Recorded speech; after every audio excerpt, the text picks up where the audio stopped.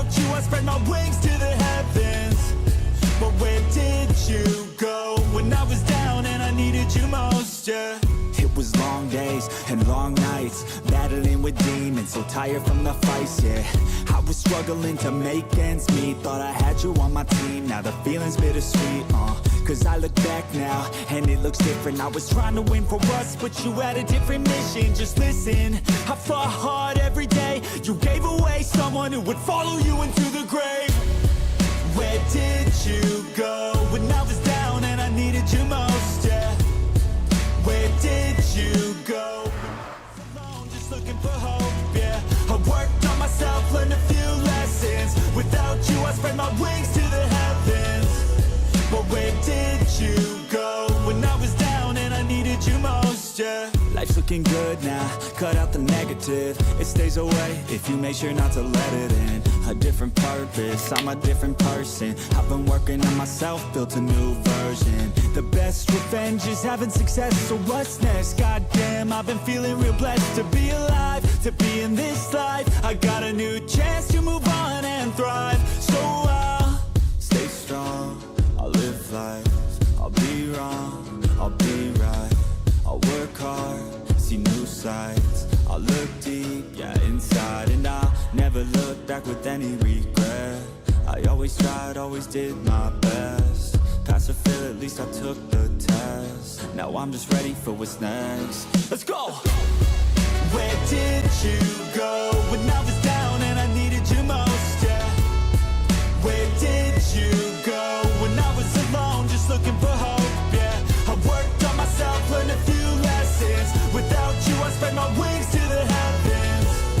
But where did you go when I was down and I needed you most, yeah? Yo, how's everybody doing tonight? Stop the music before it goes on to something else. All right, so we're going to be doing Matthew today. I did finish my comic book readings for the week, so I might shut this stream down early so I can film for that other channel. How do I do this? There's a shrink. There we go. Let's see. No one's in the room yet, so right now. We are going to be doing all of this. So we're going to start off here, and we're going to work our way down all the way to here. This is the one that we want to finish at. Yes, we will do Authentic Observer at some point, but not right now. So let's start off over here with El Bart Ertaman. I don't know who this guy is. I think he's an up-and-comer. I don't know. We'll see how he does. Hi, I'm JT, and I made...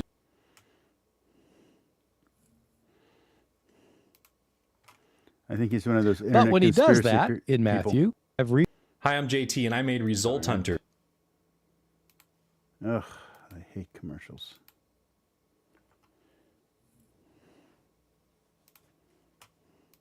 done a course on Matthew, a remote course, and be indicating the... I don't know if I've taken this one. I know I've taken a lot of his courses. I don't know if I've taken this one online. I know I've watched... I have something on Matthew from him, but I'm not sure if it's this one that he's advertising. I guess the usernames of the people who have submitted them. And then I'll be trying to answer. I've been told that my answers are supposed to be 30 seconds to a minute, but well, that ain't always going to happen. Some of these are complicated questions, but I'm going to get through as many as I can, and I'll try to keep my answers succinct. But I do want to provide an answer that is satisfying as well as succinct. And so, okay, here we go. From the beginning. In the beginning was the Word. That's a different gospel. Number 1 by Jan T. Ivor. Why does the author of Matthew have Jesus say, "Truly I tell you, there are some standing here who will not taste death before they see the Son of Man coming in his kingdom"? Why would Matthew say that if he knew it wasn't true? Wasn't Matthew written long enough after Jesus' death, and that earlier generation would have been dead or dying out by then? Yeah, that's a good question. And we don't know what's going on in Matthew's mind, obviously. We normally do date his gospel to the 80s of the Common Era, around, say, 80 or 85 of CE, usually. And Jesus is usually thought to have died around the year 30. So this would have been written 50 years later. I guess you could say that there would be some people of that generation who had not died yet. Somebody who is, say, 20 at the time would be now 70, and so that's perfectly possible. But many of people Matthew's generation would have Jesus' generation would have been dead by then. I have always found it a bit interesting that people still hold on to sayings like this to indicate that it's coming soon. It may well be that Matthew felt that way. Technically, it didn't come in that generation, but it's still coming very soon, and so Matthew retained it. And so we don't really know why, but my guess is that it's something like that. He still thought it was going to come soon and soon enough. Number 2, why does Matthew open with a reference to Jesus, the Messiah, the son of David, but later in his gospel go on to preserve the scene from Mark where Jesus says what I think is the Jewish law? It's hard to know what they mainly are sayings. Not entirely sayings, but mainly sayings that Matthew will have, Luke will have. They'll be word for word the same. You can't have word for word agreements unless. Guys, you already know what it is. It's great conversation, great wine. I know how much you like to drink. You got a front row seat.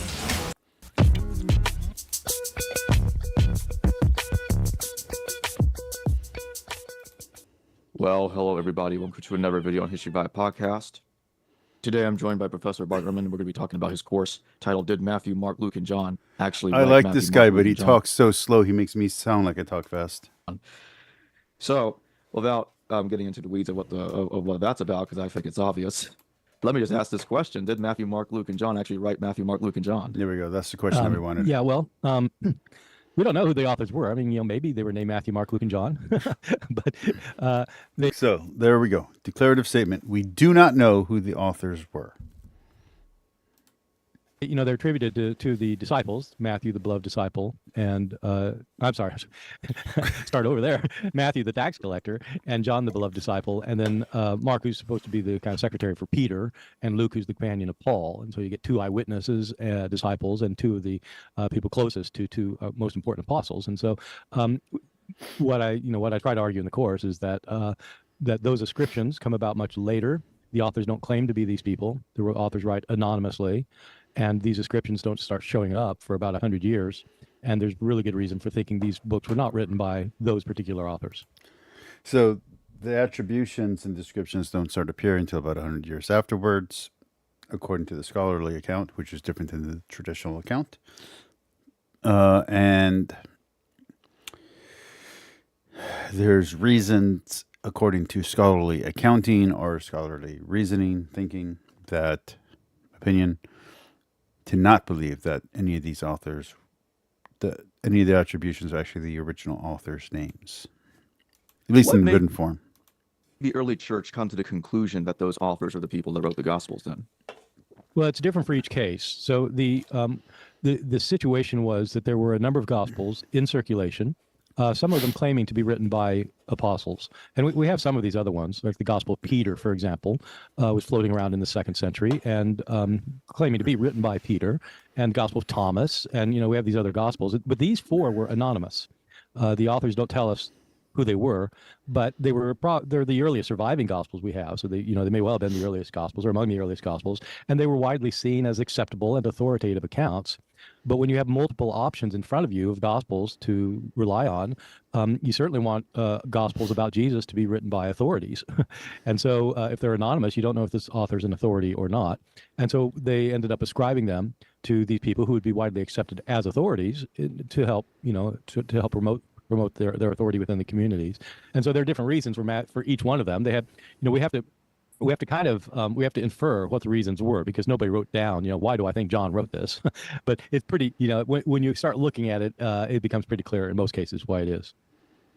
Some would say that, well, doesn't Papias name Mark? But there are also some that think that Papias is Mark. We cannot be certain is a description of the same gospel we call Mark today. Could you talk about that? Yeah, Papias definitely names Mark, and he names him as the author of the gospel based on his having sat at the feet of Peter and basically taking notes about what Peter said. And Papias said that Mark presented things out of order. He didn't preserve the order that Peter gave them in, and Peter probably wasn't giving things in sequence. Obviously, he's just talking about things that Jesus said and did. The problem is that Papias never quotes what he calls the Gospel of Mark.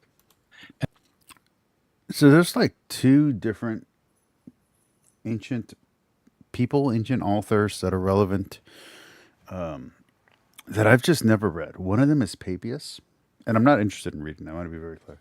And the other one is a gentleman who I am interested in reading, but I don't even have his collection, Philo. So I've never read Philo. I've never read Papias. I'm not interested in reading Papias, just to be very clear. And as for Philo, I want to read them, but I have such a big collection of stuff that I need to read that I'm currently going through that I just don't see where he fits into my reading schedule. And I don't feel I'm missing anything by not reading Philo. I have Josephus. I've read Josephus. I know Josephus. So I don't know what Philo would give me that Josephus would not.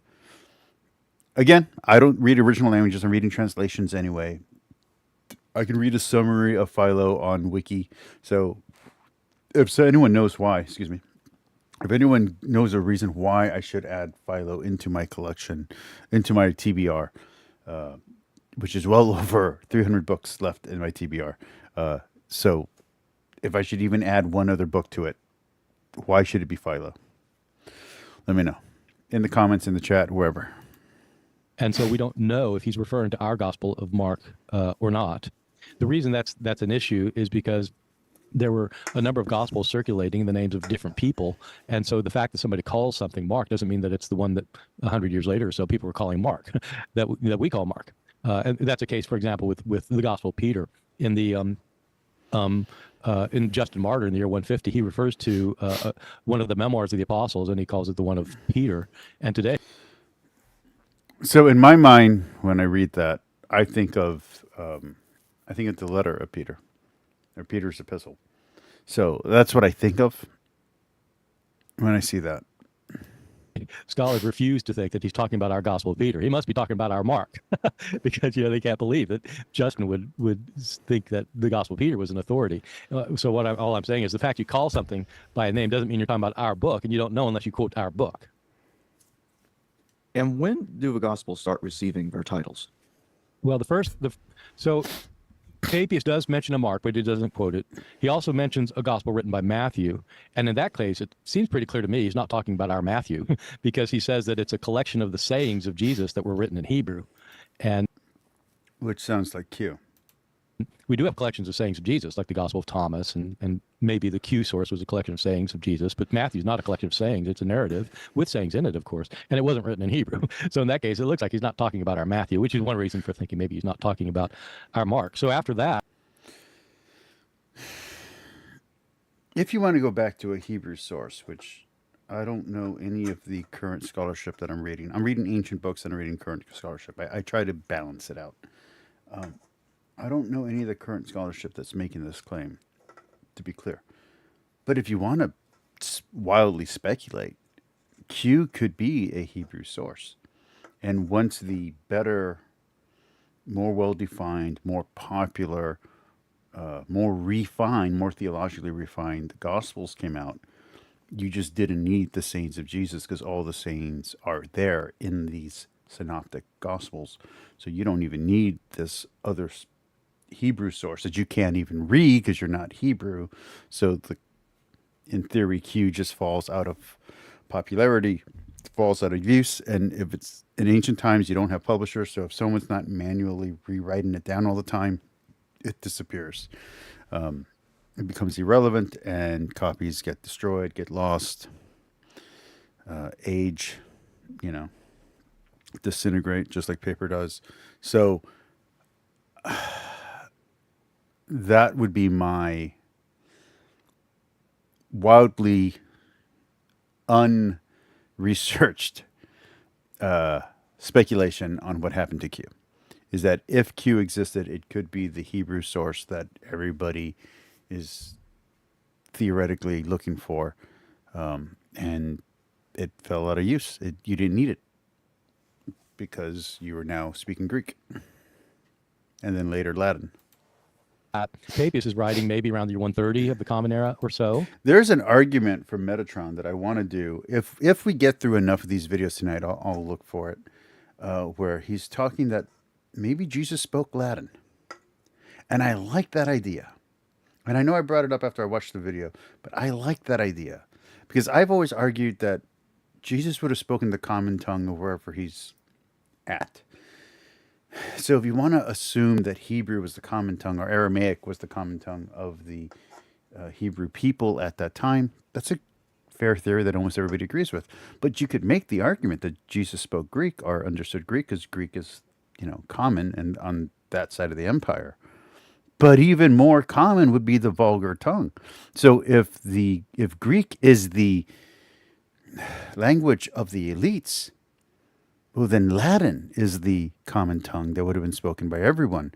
So if Jesus is bilingual, Aramaic and Latin makes more sense than saying he read and wrote in Hebrew and Greek, even though personally, as a Catholic, I want to believe that he could read Hebrew.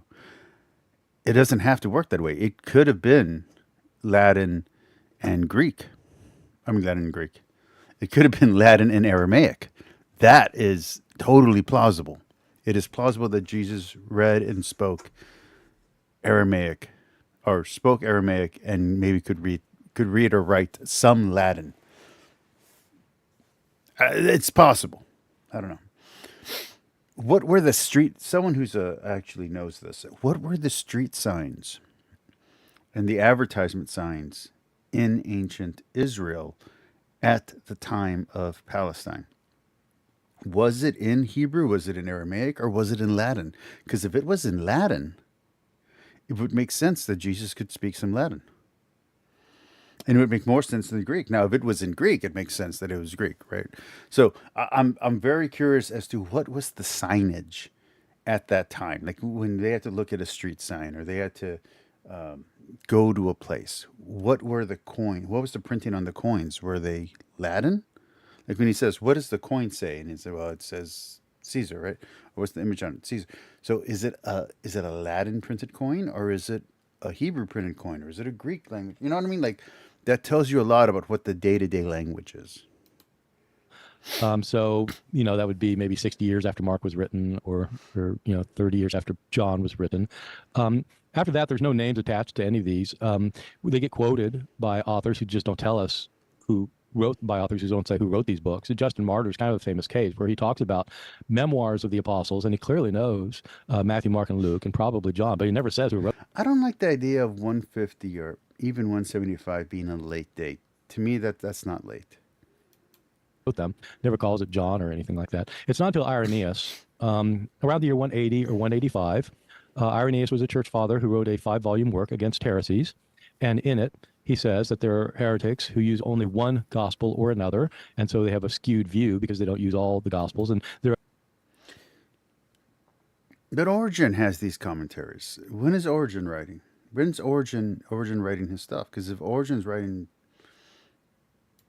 Other heretics who have gospels that aren't authorities, and he says there are 4 gospels, and only 4. It's Matthew, Mark, Luke, and John. And so he names them, and we know he's talking about our gospels because, unlike Papias, he quotes them at length.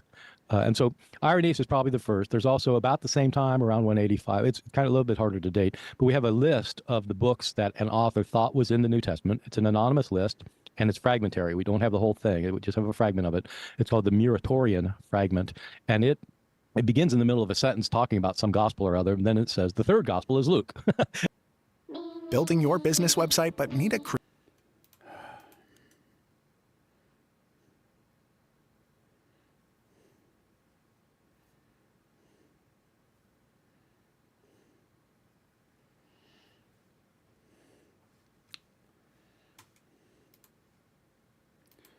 So for Origen, we have Matthew, Mark. between 185 and 253. So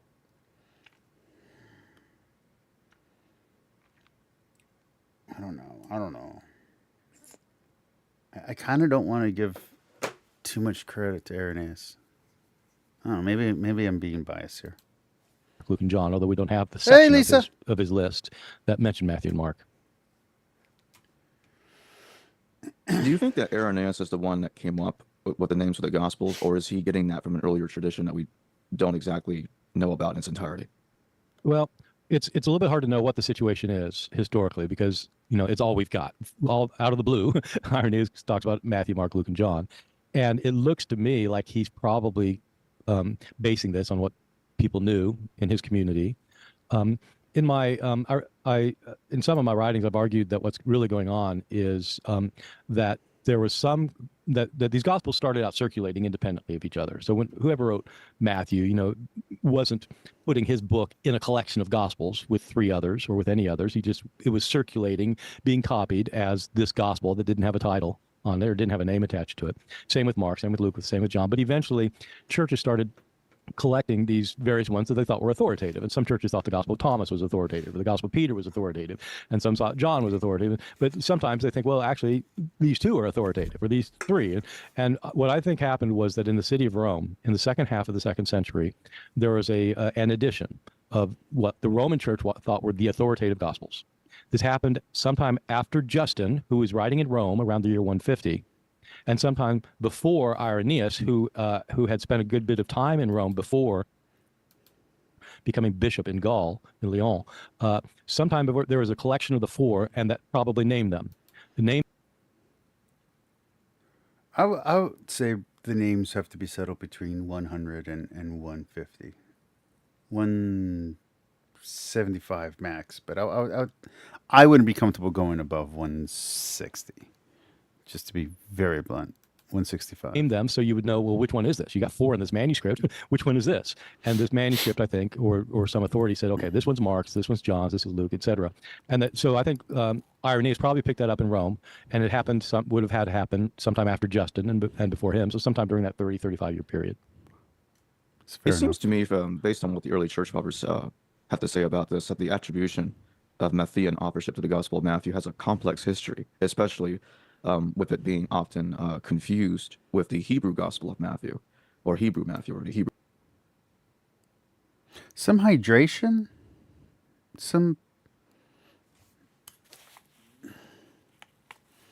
I would say, anti-inflammatory foods, and some cardio and some weightlifting. And I wouldn't be surprised if the expression, because this is the expression that he has in almost all of his videos.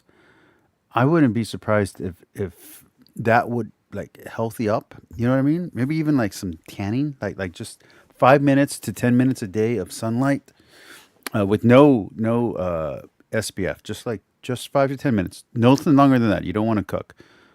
I bet you he looks amazing with just a little bit of like healthy maintenance. Because I'm saying this because I used to look like that when I was really sick with diabetes. I had a huge double chin. My eyes were all like, and my skin was pudgy and pale like that. So I'm betting a little bit of healthy maintenance, a little bit of working out, and he looks great. I don't mean like try to look like an Adonis. I don't mean like try to become a weightlifter or anything like that. Basic maintenance, health care, beauty care products, some good vitamins, supplements. I bet you he looks great because he's really sharp. I don't know who this guy is outside of the fact that he's the host of History Valley. I've watched a few of his stuff. I like the material that he talks about, but he doesn't. He kind of talks and reacts a little slow. So I kind of feel like maybe to read everything that he's read, he's like sacrificed some of his health, and I think for the sake of scholarship, he should probably be a little healthier. Hebrew Gospel, whatever one wants to call that. And some church fathers think that we can't know who wrote Greek Matthew, which I find that to be an interesting statement. But they'll say that the Hebrew Gospel could be the authentic one, written by the actual Matthew himself. I think that's a bad statement. I don't know what Bart's going to say here in responding to that, but I think that's a bad statement. Not his statement. I think that claim. I think if you're going to have a Hebrew source, it has to be Q. And if Q is ever found and it's not Hebrew, that throws that whole theory right out the water. But if there's going to be a Hebrew source or a sayings of Jesus in either Aramaic or Hebrew, it has to be Q. And if we find Q and it's dated, let's say 37. Let's say we can date it back to 37, even 40. But let's say we can get it all the way back to 37. If it's not in Aramaic or Hebrew, it blows that whole theory out of the water, which is, again, why I like Metatron's Jesus might have spoken Latin. I really do like that theory. I don't buy that theory. He hasn't proven it to me, but I like it.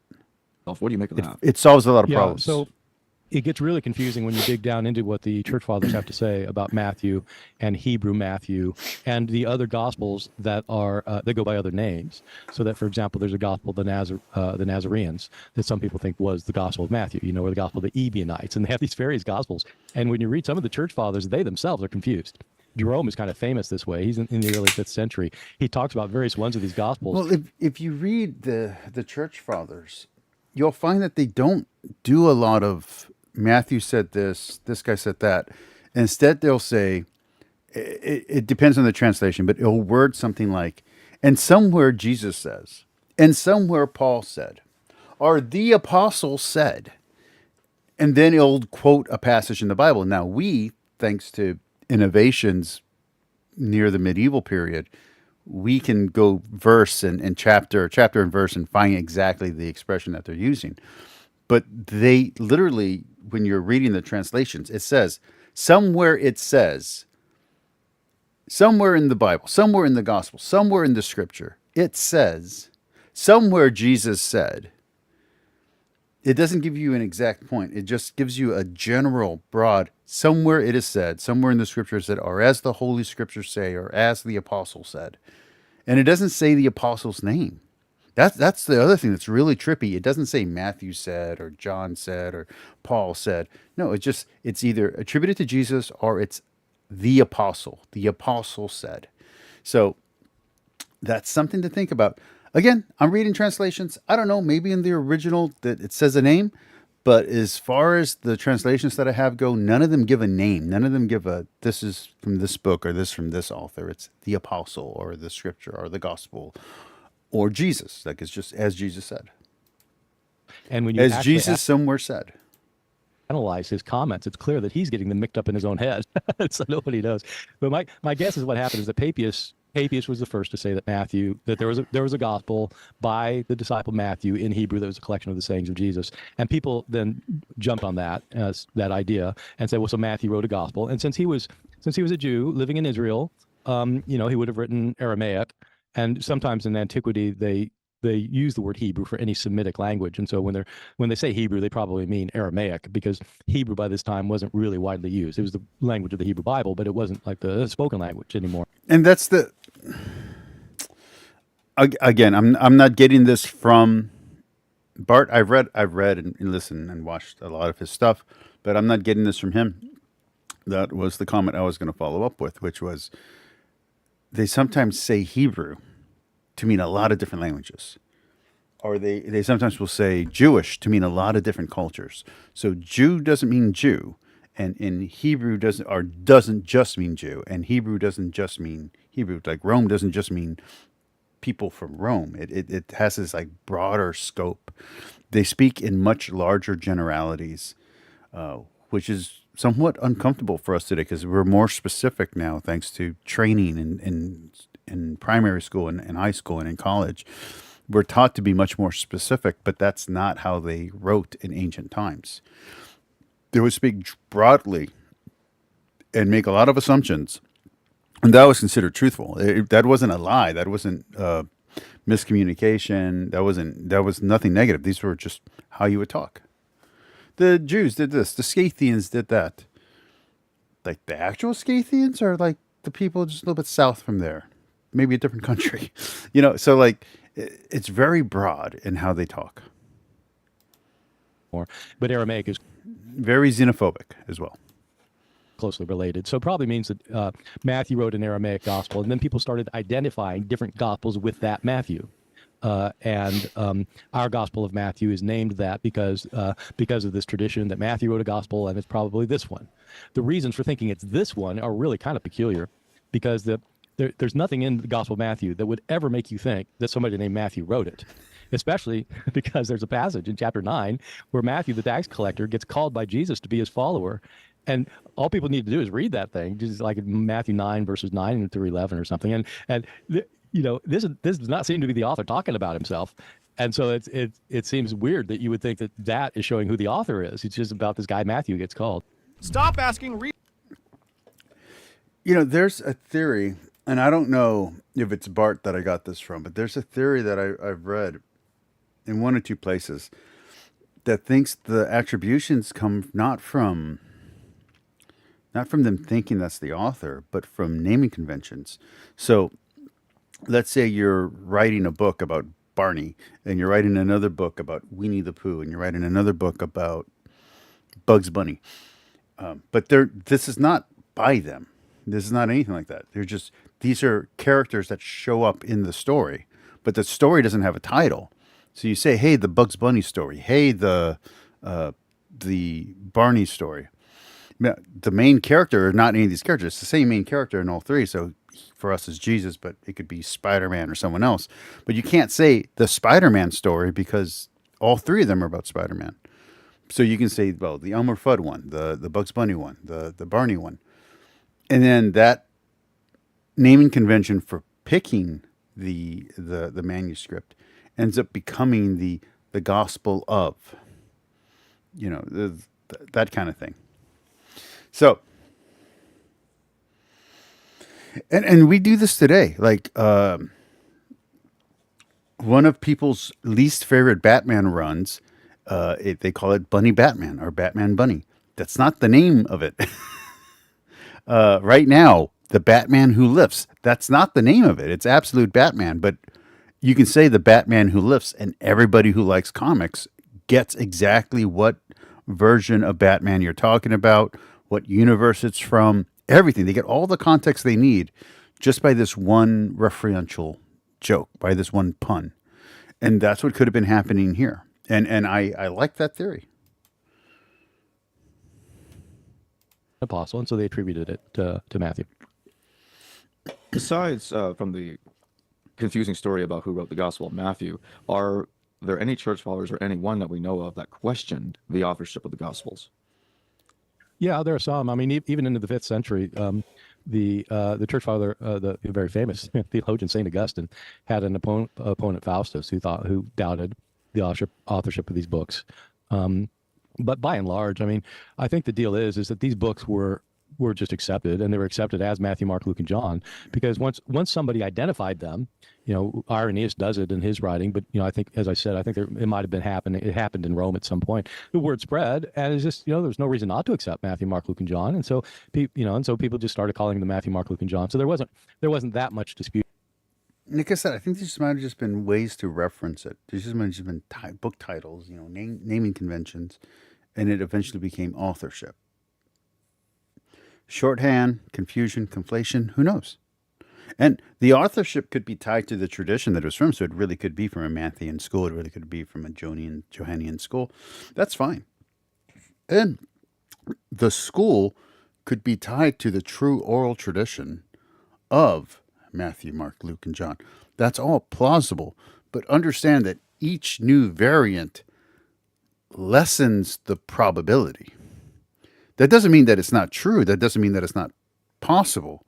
But every variant, every new variable lessens the probability. Even if we're talking about from 100% to 90%, you're still lessening the probability. About it, there were people on the fringes, but it can still be true.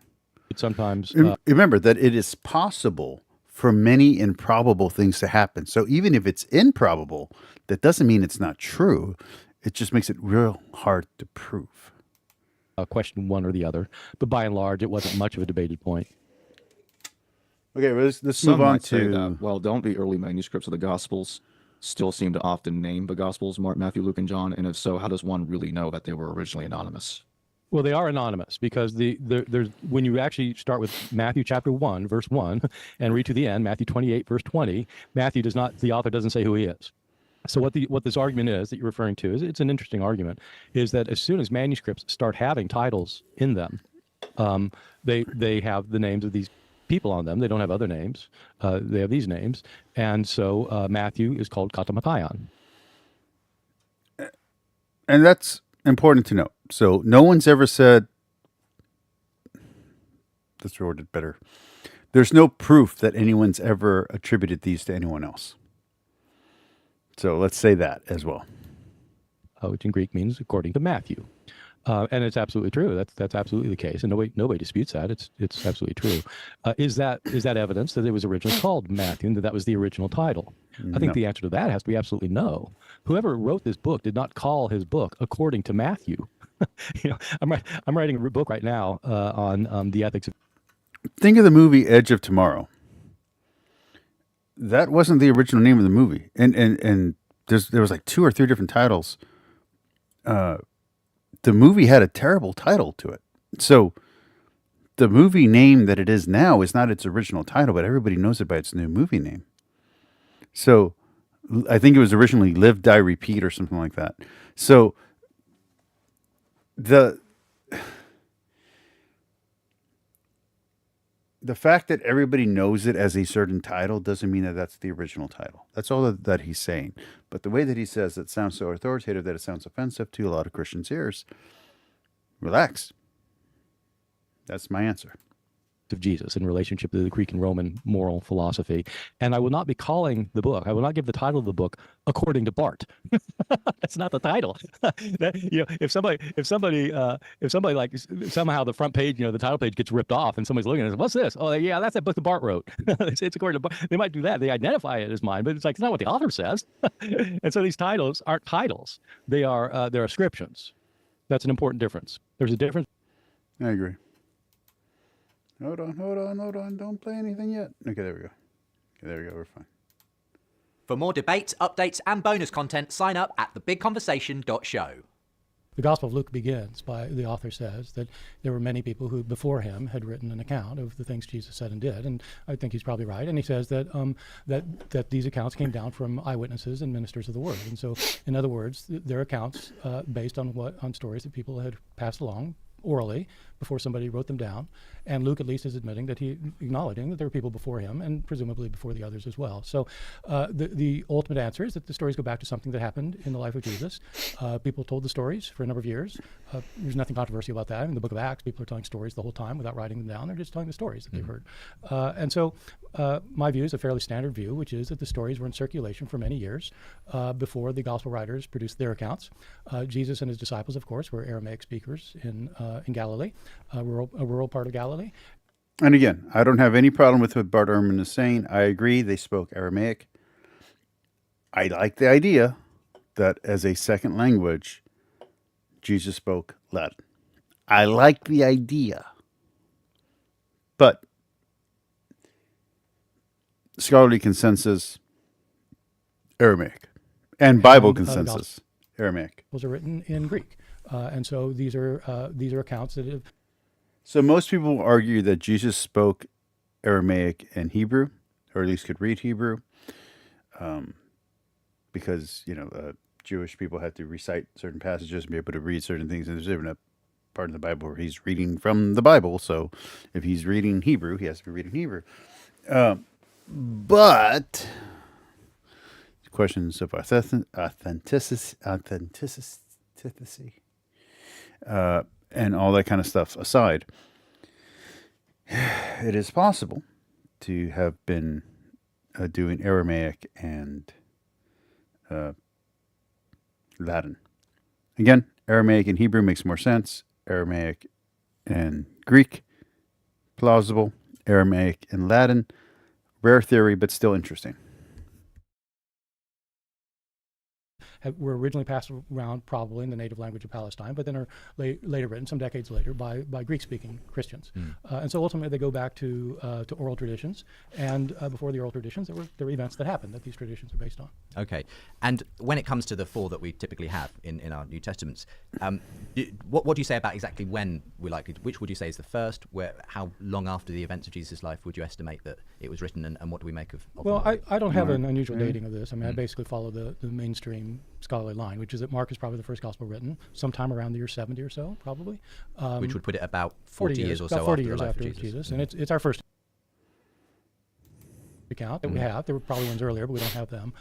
Matthew and Luke both appear to have used Mark as one of their sources. I can't remember if Peter actually agrees with that or not, but We'll find out. there's a lot of, I mean, there are word for word agreements in Greek that are sustained over a long period of time. It's hard to explain that unless somebody's copying somebody else or copying a common source. And so Matthew and Luke have those similarities between each other and with Mark. And so it's usually thought that Matthew and Luke came later than Mark. And they're normally dated to the 80s, 80, 85, something like that. So 50, 55 years after Jesus' death. And John is almost always seen as the last gospel. I don't like dating them after the destruction of the temple. I know that scholars do. I like dating them before the destruction of the temple. I don't like dating them early, like many apologists do. I don't put them within a year or 2 years or 3 years of the death of Jesus. That makes no sense to me whatsoever. But I do think that the hard line, there has to be 2 hard lines from my understanding. 3 if you want to include a starting point. So whatever date has to be after 33. It just has to be. Considering the references to other events, I'd push it up even further, but you have to be at least 33. Okay, nothing before 33. Even if Jesus died in 30, even if you want to push his death back to 29, nothing before 33. Okay. But I would not push it any further than the destruction of the temple. And personally, I wouldn't put it any further than 1 year before the destruction of the temple. And before you say, well, what about prophecy? First off, I'm a Catholic. I believe in prophecy. I don't discount prophecy. What about prophecy in other religion? I think prophecy in other religion is fine. It doesn't bother me at all. Doesn't mess with my supernatural view. Doesn't mess with my realistic, practical view of the world. Doesn't mess with anything. Doesn't mess with my review of reality. And to explain this much more simply, let's talk about 9/11. There are references, and I'm not talking about the stuff that was made up on Facebook. There are references going back to The Man Who Saw Tomorrow by H.G. Wells to an attack on the Twin Towers. Okay? That's there in a special called The Man Who Saw Tomorrow that was done in the 1970s, early 80s. It's there, okay? When NWO Wrestling was talking about the New World Order and the coming thing, there was this great TV show called First Wave that was talking about the oncoming apocalypse. There was a show called Millennium, which was talking about the upcoming apocalypse. So this is in the zeitgeist. It's in the air. I wrote something maybe 6 months, 7 months before that had a similar theme to what happened. This book was never published. It was crap. It was inspired heavily by Age of Apocalypse by Marvel Comics, but the setting was New York. It was just in the ideas. You had the writer of Superman. He had just wrote a scene where exactly what happened. You had different comic books that seemed prophetic because they were describing exactly what happened, and these are written months to a year before the events actually took place. None of these people are prophets. Okay, and if I'm a prophet, I don't know about it. Okay, so it's not about being magically influenced. You can come up with inferences. You know that Jerusalem had been sacked before. You know that the temple had been destroyed before. You know that the Romans hate the Jewish people at this point. There's tensions growing. There's fighting happening. What is the next logical thing? You see the corruption of the temple. You see Jewish rabbis and Jewish priests, if there's any priests left, you see them worship. Well, let's go with the rabbis. You see Jewish rabbis and Jewish people worshiping at pagan temples and submitting to pagan gods and to pagan emperors. You know from your own reading of your history whether that history is true or false. You believe it's real, and it says that when your priests, or in this case when your rabbis, your teachers are doing this, God will come and destroy the temple and let it be sacked. It's there. So for this to be impossible for someone to predict, no, it's very clearly there. So you can have this prophecy in the Bible even up to a year beforehand, and it still makes sense. And I think you can even have this prophecy in Jesus' time and have it make perfect sense, because it is the logical conclusion to the tensions between Rome and Israel, between Rome and Judea. It's logical. So you can reason your way to that prophecy. So again, that's why I say I think it is prophecy. I think it has to be in there, and I think it has to be done beforehand. Otherwise, why are you executing Jesus? Jesus has to prophesize his resurrection in a way that sounds he's talking about the destruction of the temple. Otherwise, there's no reason to execute him. Gospel, and usually dated towards the end of the first century, say 90 or 95, so maybe 60, 65 years after Jesus' death. So and yes, that would be a threat to Rome, not just to the Pharisaic powers. You're talking about leading to resurrection in a Jewish-controlled province. That's execution right there. He's the leader of some rebels who are leading an uprising against the temple. So yeah, and that's seen as the symbol of Jewish power, of Jewish authority. So yeah, no, that's it makes perfect sense like that. So I wouldn't tweak that too much. I think some, obviously mythicists, but some scholars go too far when they try to discount all types of prophecy. There are people right now who are predicting accurately who is going to win the Super Bowl this year. And maybe if they're really good at stats and they're looking at college teams, they're picking who's going to win the Super Bowl 3 years from now based on where they think drafts, who's going to be drafted by what team, and who's going to make it to the pros. So yeah, don't act like it's impossible to figure this stuff out without a supernatural touch. You can prophesize and still have it be true and still have it make sense, even if you don't believe in the supernatural. I believe in the supernatural, but you don't need to believe in the supernatural to have prophecy work or be true. Even if you want to call it a lucky guess, you can have lucky guesses. So the time gap between Jesus' death and the first accounts of his life are between 40 and 65 years. Okay. We'll come to talking about the actual authorship of those Gospels in a moment. But where do you stand on the dating of the Gospels? I know this is a big area in New Testament scholarship that we're talking about. Well, I'm deliberately non-committal on the subject of dating, because the way I'd put it is the Gospel. Oh, so the heart lines I was saying. So you got the crucifixion of Jesus has to be the starting point. Paul's writings, there has to be something for him to reference, something for him to know. So there has to be some type of gospel, whether you want to say it's Q or Matthew or Mark. There's something in existence before Paul converts. So Paul's conversion is another heart line. The next heart line is the destruction of the temple. And I think you have to date the Gospels before the destruction of the temple, so that way there is prophecy there.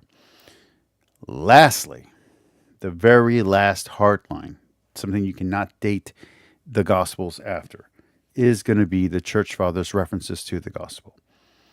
So once you have the Church Fathers referencing verses, I'm not talking about the attribution of the titles or the names. I'm not talking about them calling it Matthew, Mark, Luke, and John. It can be named anything. You know, we can read the Gospel of the Israelites, for all we want to call it, or the writings of the sayings of Jesus, whatever you want to call it.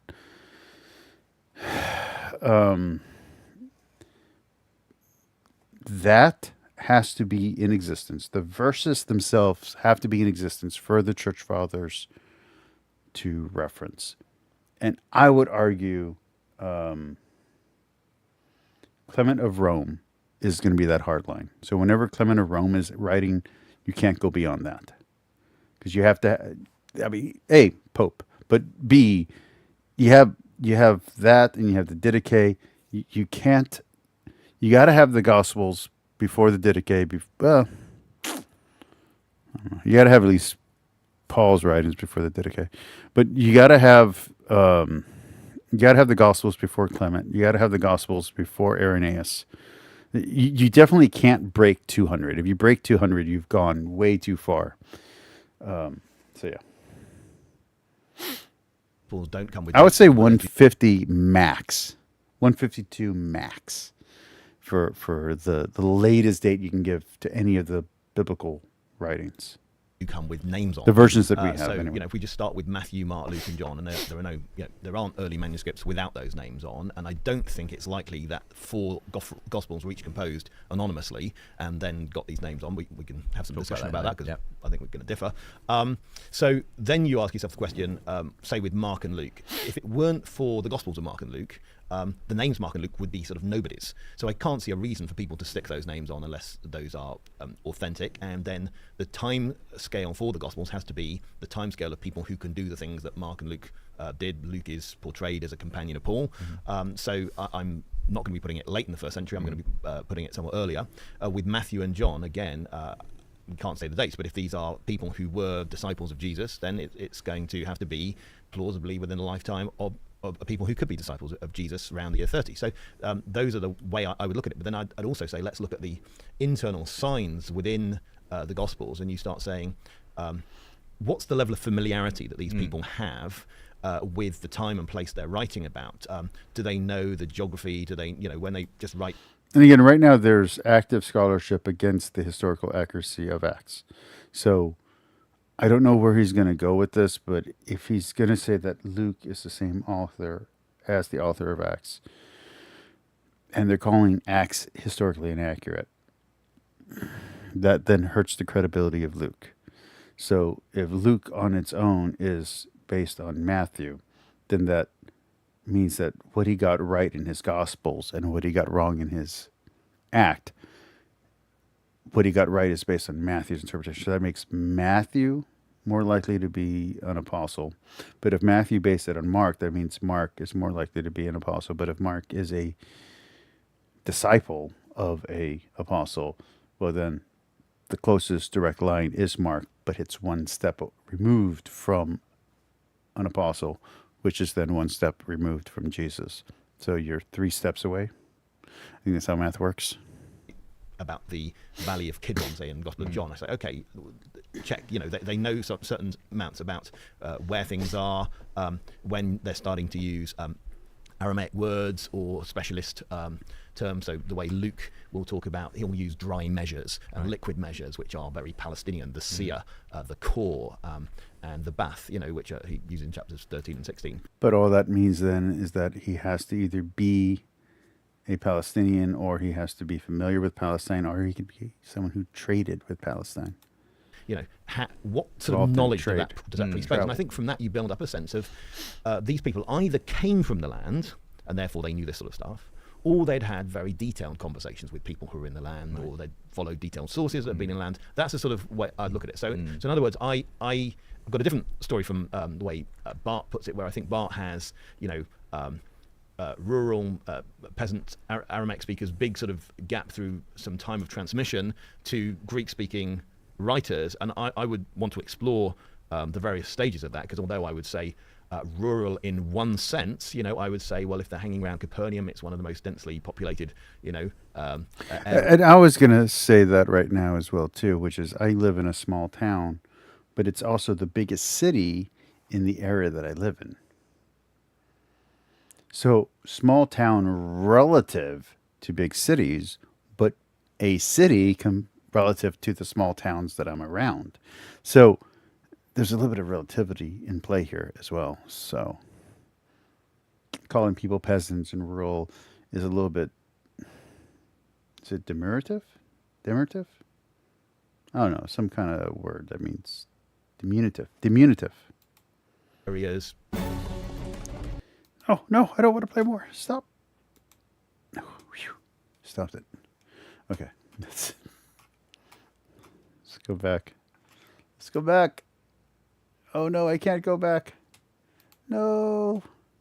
No. Okay, here, hold on. Okay, here we go. Is that it? Okay, that one, and this one, this one. Our goal is to get to useful charts.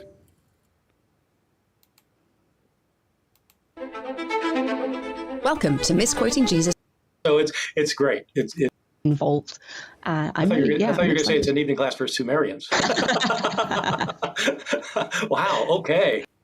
It's not that Matthew says that Jesus is the Messiah and Mark. Okay, so he added that story. The other one didn't. Is that each of these gospels is a. We'll see how it goes. It will be my first time teaching Sumerian to people. Yeah. Like rather than just Normal writing it down. Yes, exactly, Yeah. and doing it over video. But no, I'm very much looking forward to it. I think it'll be fun. Okay, great. Yeah, good. Okay. So we should dive into Matthew. Why do you think it's important to look at the Gospel of Matthew in detail? Well, one of the things that scholars have emphasized for a long time, scholars of the New Testament, Some of the cuts don't ever make sense. I've noticed that. Is that each of these gospels is a different book. We tend to read them as if they're all saying the same thing. And so when casual readers read the gospels, rarely do they actually start at the beginning of a gospel and go all the way through to read that gospel. Usually you pick passages here and there and you just read them, and they all sound kind of similar. But even if you read them straight through, you start at the beginning of a book and you go to the end of it. They sound similar to most people. So you read Matthew's gospel and you start chapter 1, verse 1, and you read all the way through, and okay, it's about the life of Jesus, right? His life, his miracles, his teachings, his death, his resurrection. Great. Then you read Mark, and it's about the life of Jesus. It's about his life, his miracles, his teachings, his death, resurrection. You read Luke, same thing. John's different. It's like, oh, that's a little bit different. That sounds a little different, but it's basically the same thing. Mm-hmm. And so you read them, they all sound the same. And if there are things that are different between one or another, you just in your head, you think, well, okay, so he added that story, the other one didn't have it, but they're just telling parts of the stories, but they're basically all the same. And what modern scholarship has discovered, it really is kind of a discovery. It's since just the 19th century, and especially in the 20th century, and then down today, scholars have recognized these books are each individual books. They're written by different authors in different places at different times, and their perspectives are different. It's not that their overall perspectives are contradictory. It's not that Matthew says that Jesus is the Messiah and Mark says, oh, no, he's not. It's not like that. But it is that they have a very different perspective that they're putting on that they're applying to the story, and they're seeing Jesus in different ways, sometimes significantly different ways. There are, of course, contradictions as well, but those tend to be kind of on the smaller level. But the overall perspective and the thing that each one's trying to emphasize is different. And so you have to read Matthew as a book by itself without pretending he's saying the same thing that John is saying, because he's not saying the same thing John is saying, or Mark or Luke. So we read them, the scholars read the four as different things. And so it's important to let each author have his say, otherwise you miss his perspective. I see. And we'll obviously get into the specifics of that and Matthew's personal message as we go through today's episode.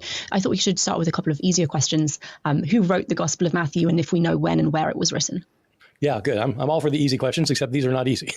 So turns out these are a little bit complicated. So the Gospel of Matthew, of course, is attributed to somebody named Matthew, and in the Christian tradition, that refers to a tax collector that Jesus chose as one of his disciples. This is an episode that's narrated in Matthew chapter. There's also some question in academic circles, not in Christian circles, not in traditional circles, if the character of Matthew is named Matthew. Because there's another story that matches his story that has a different name. 9, Jesus is going by this tax collecting booth, and this man named Matthew is there, and Jesus calls him to be his disciple, and Matthew leaves everything and follows him. You have the same episode in the Gospel of Mark, with some differences, but it's the same episode. But there, the person is called Levi. There you go. And so even in the early church, people were a little bit puzzled by that, and they concluded that this person had two names, that Matthew and Levi was somebody with two names. That actually doesn't happen in antiquity. It hardly ever happens in antiquity that somebody has two bona fide different names. But anyway, biblical scholars biblical readers often assume that that's the case here. So the thing is, though, that when you read the account in Matthew 9, people should just do it. Just read it and ask yourself, is there anything in this account to make you think that the person Matthew is being described in this account is the one who's writing it? Is he writing about himself? Is there anything to indicate that any more than in the case with Levi in Mark? Mm-hmm. But the thing was that in the early church, they certainly wanted these anonymous gospels to be ascribed to actual followers of Jesus, so that they would be authorized as people who knew what they were talking about when they described his words and deeds. And so this seemed like a character that would be likely to have written a gospel for some reason, I guess, because he's a tax collector. Maybe people thought, well, he's more highly educated or something. And so they ended up assigning it to Matthew, but we don't know who it was. Do we know anything about the when and the where of the writing? Well, we know a little bit. One of the pretty assured findings of scholarship is that Matthew had as one of his sources of information the Gospel of Mark. About 93% of Mark's Gospel is replicated in Matthew's Gospel, where they'll tell many of the same stories, and usually in the same sequence, and often in the same words, word for word the same. And there are reasons we'll get into later podcasts for thinking why it's Matthew who copied Mark and not the other way around. So he's writing after Mark, and Mark is usually dated around the year 70 of the Common Era, right around the time of the end of the Jewish war against Rome, around the year 70. Matthew had it as a source, and it's usually thought that it had to be in circulation for a while before Matthew got a hold of it, and so usually Matthew's dated in the mid 80s, like around the year 80 or 85. So 50 or 55 years after Jesus' death. Mm-hmm. Do we know where roughly it was written, or is that a tricky one? It's also a tricky one, and in some ways, it's really kind of the hardest one to answer, because who wrote it? Well, it's anonymous, and we don't know who wrote it, but we know it's probably. What we do know about who wrote it relates to the where it was written, because it's written in fairly high level Greek. It's not high level Greek the way like Euripides is, or something like a really high class top. But it's this person is more highly educated than 99% of the world at the time, and so and his native language is Greek. Some people have argued that the book was originally written in Aramaic and then translated into Greek, but there's absolutely no sign of that, and very, very good reasons for thinking that, in fact, it was written originally in Greek. One being that this author copied the words of Mark, which was written in Greek, and so this person's writing in Greek. And so as to the where, it would have to be somewhere in the Greek-speaking part of the Roman Empire. It is sometimes located to the city of Antioch in Syria, but the grounds are really flimsy for that, even though scholars often state it as something that's pretty certain. Yeah, well, no, there's nothing certain about it. It's just that Matthew shows that there's a lot of conflict between Jews who are not followers of Jesus and Jews who are followers of Jesus. And scholars say, well, so where is there a large Jewish community and a large Christian community that would be behind that? Oh, Antioch. So, okay, why not? So we don't know. It wasn't written in Israel because the language, if he was writing in Israel, it would have written in Aramaic almost certainly. And so, probably somewhere else. But probably a big city someplace in the Roman Empire. How's that? So you mentioned that Matthew used Mark as his primary source for writing the gospel. Do we know anything? And again, we're moving fast. We're trying to get through everything. I don't think we're going to get to the Metatron video, but that's okay. That there are no eyewitness accounts of Jesus. The data indicate that there are no eyewitness accounts of Jesus' life in the New Testament. So there's a problem with what Dan McKellen does here. He does it in all of his videos. There is no data. There is no data. That's not true. That's not true for anything that he's saying. The moment someone makes a claim, even if the claim is wholly false, there's now a data point. I could make a claim today that George Washington was 7 feet tall. Guess what? In the historical record, 1,000 years from now, they will say that in 300 years of the lifetime of George Washington, within 300 years, there was a man who claimed, according to records that we found in a server for YouTube, that said George Washington was 7 feet tall. So for those of you who believe that he's 7 feet tall, there is one claim within a 300-year life span between George Washington's death, and it's actually shorter than that, and then people can argue about whether or not he was 7 feet tall. So to argue that there's no data point that states any of this is a falsehood. There are plenty of church fathers and later writings that will call them eyewitnesses. There are plenty of modern, even Reformation and post-Reformation, up to modern apologists who will argue for eyewitness accounting. So what he's saying is technically false, which I wish you would word things more carefully. A lot of the times, a lot of the really bad apologists that he's countering are sloppy. So when he's being sloppy, it doesn't matter.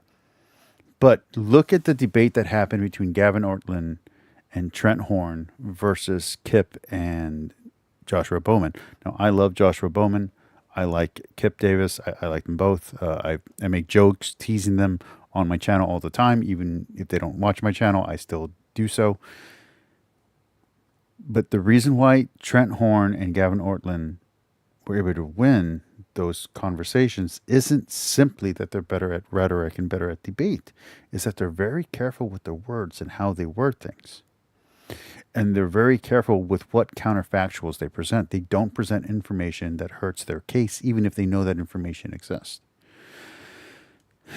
So I think even though Dan is countering TikTok apologists and whatever else, I think he should be more careful with his wording for the simple fact that his sloppy wording and playful wording does leave an opening for better skilled and better trained apologists, and even just simply YouTube, shit posters who are good at the skill, who have an innate talent for it, to rhetorically counter what he's saying, even if what he's saying is factual.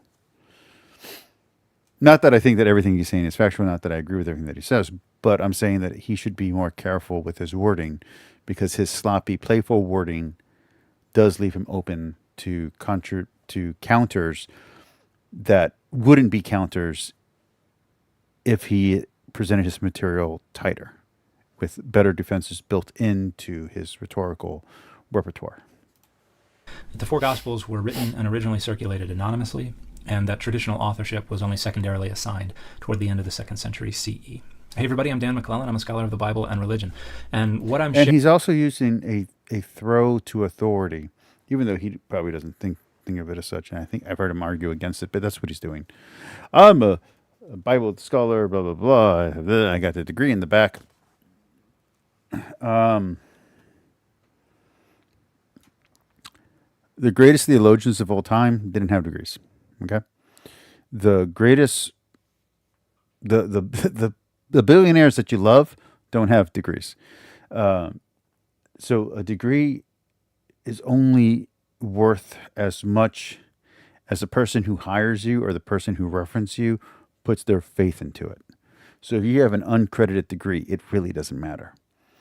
Now, if you're a religious person and you think that this particular school teaches good theology, then that school, whether it's accredited or not, suddenly going to that school, the stock of what you say is now worth more, because to the group you're speaking to, that's more important than having accreditation by a secular board.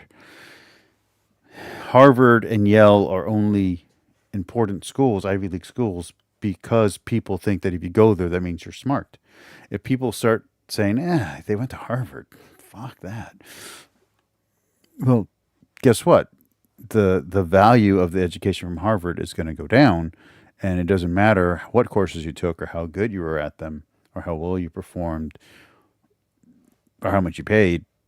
If people stop believing in the system that you're part of, your accreditation, your degree means nothing.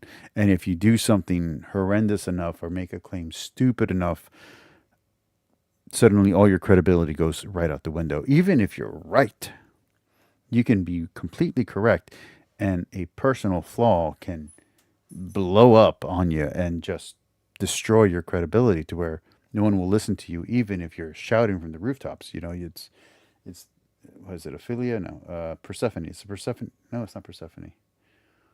Who's the chick from the Iliad?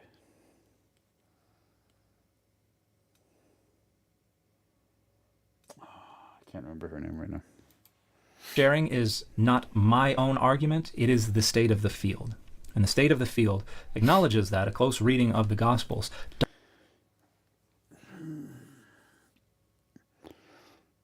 This is also an overstatement, because there are plenty of theologians and apologists who are in the field who also have similar degrees or even the same degree as Dan, but who are on the other side of scholarship in the world of apologetics, who will argue for traditional attribution as being correct. Even if they're laughed at in secular circles, there are people who went to Moody Bible college, who went to whatever other Bible college you want to say, who are gonna defend this. Think about the documentary that went all over the internet, Satan's Guide to the Bible. You can go to these conventions where people are saying, no, the attribution is correct. So he's overstating the fact by doing this shorthand that he's doing. And I've heard him and Dr. Bowen complain that people complain about the shorthand. I get it. You're talking to a very specific audience.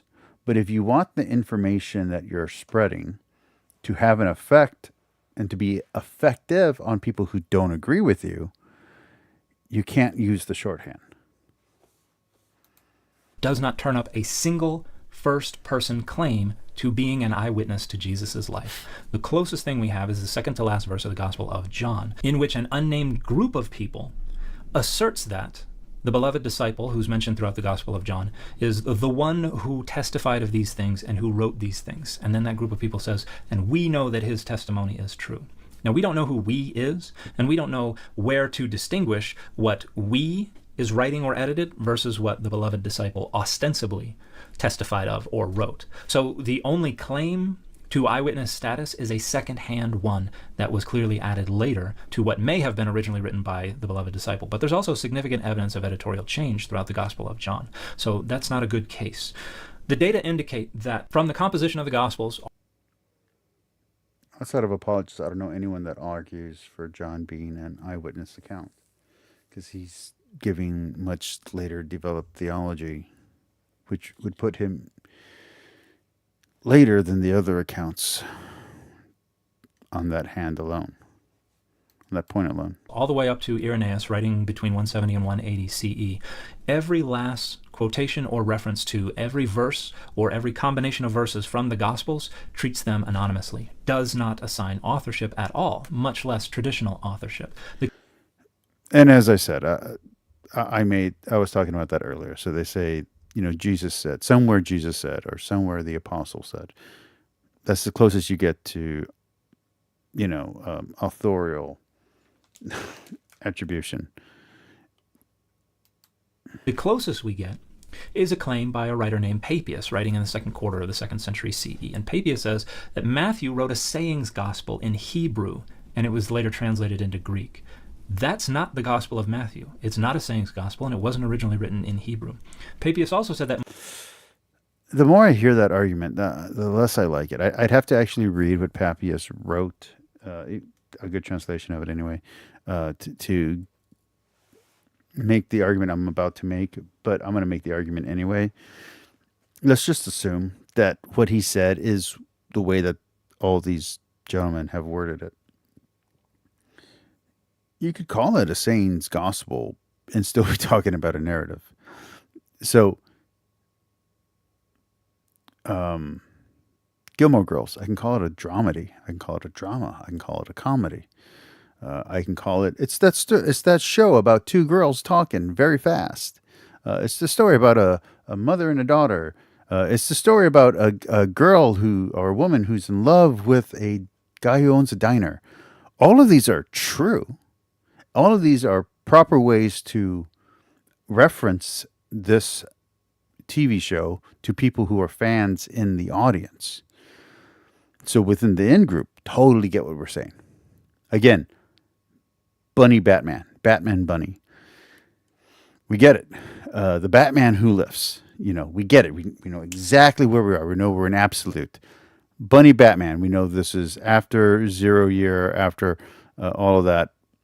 This is what we're talking about. We're talking about not Zack Snyder, Scott Snyder's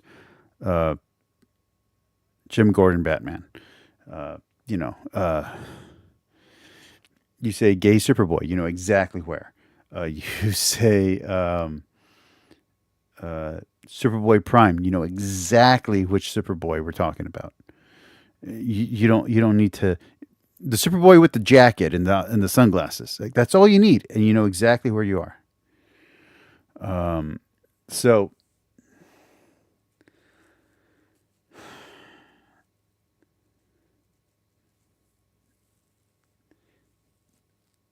what he's saying here doesn't work because that's not the way that people talk about stories.